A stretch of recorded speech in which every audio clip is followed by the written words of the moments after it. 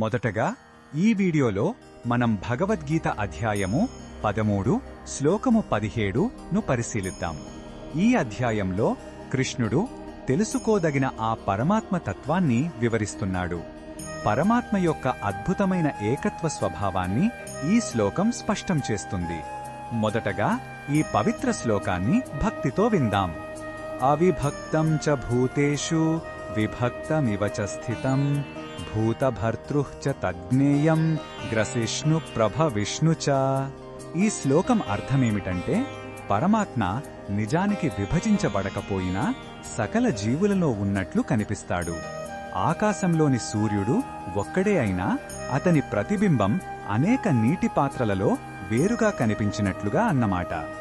ఆయనే సమస్త జీవులను పోషించేవాడు, లయం చేసేవాడు, తిరిగి సృష్టించేవాడు.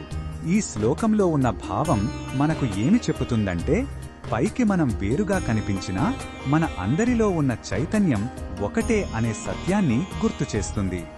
ఈ ఐక్యతా భావన మనలోని భేదభావాన్ని తొలగించి అందరి పట్ల ప్రేమను, కరుణను పెంచుతుంది.